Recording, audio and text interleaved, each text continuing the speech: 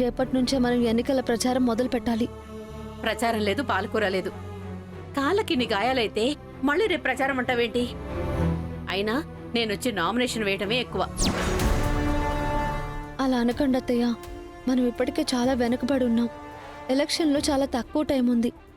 ఈ కాస్త టైం కూడా మనం సద్వినియోగం చేసుకోకపోతే ఎలాగా? ఇక్కడేం చేస్తుంది ఇది? గోళ్ళో దీన్ని కాళ్ళు కాలేలా చేసినా బుద్ధి మారలేదు. ఇక్కడున్నావేంటమ్మా? ఒకసారి అటువైపు చూడండి.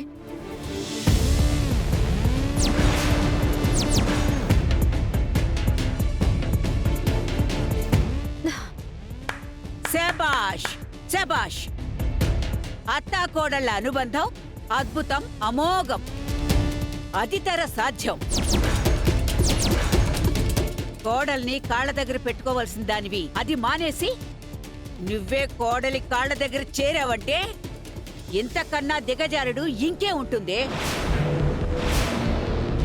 అయినా అత్తగారితో కాళ్ళు పట్టించుకోవడానికి దానికి సిగ్గు లేకపోయినా దాని కాళ్ళు పట్టడానికి నీకైనా ఉండాలిగా. నువ్వు కుటుంబం పరువుతో పాటు నీ విలువలను కూడా పోగొట్టుకుంటున్నావు. ఏమైందమ్మా? ఇంకా ఏమవ్వాలరా? ఎంతకాలం నీ పెళ్ళం కుక్కిన పెళ్ళ నీ కాళ్ళ దగ్గర పడుండేది, ఇప్పుడు దాని కాళ్ళ దగ్గర చేరింది. రే, ఇంట్లో ఇన్ని దారుణాలు చూస్తుంటే నాకు నిద్ర ఎలా పడుతుందిరా? లేదంటే నీలో కూడా చీవు నెత్రు లేకుండా పోయిందా? చిచ్చి, మీరు మీ బ్రతుకులు.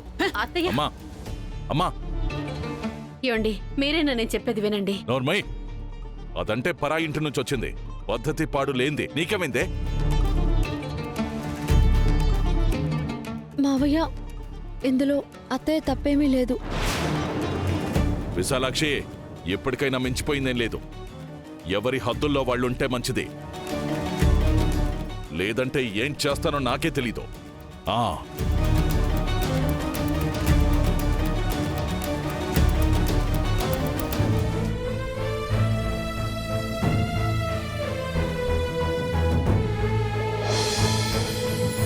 సారీ అత్తయ్య, ఇదంతా నా వల్లే కదా.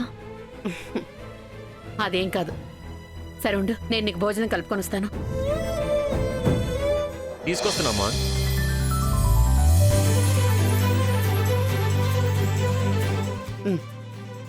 ఇదిగో తినమ్మా, ఇప్పటికే చాలా ఆలస్యమైంది. పర్లేదు అత్తయ్య, నాకిప్పుడేం ఆకలిగా లేదు. నేను కూడా కొంచెమే పెట్టుకొచ్చానులే, తినేసి. ఓ, చేతులకు కూడా గాయాలయ్యాయి కదా. సరే, నేను తినిపిస్తాను ఉండు. అమ్మా,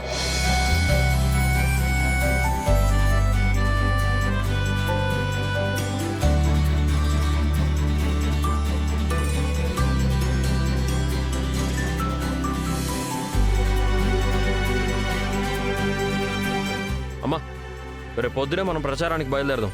తులసి చెప్పింది లేరా? అయితే అత్త కోడళ్ళు ముందే చర్చించుకున్నారన్నమాట. అయితే ఇంక నువ్వు నేను చర్చలు జరపాలన్నమాట. మన సుదీర్ఘ చర్చలు జరిపే టైం దగ్గరికి వస్తుందనిపిస్తుంది నాకు. నువ్వేమంటావు తులసి? ఓహో, ఏమో, నాకేం తెలుసు. నీకేం తెలీదా? తెలీదు.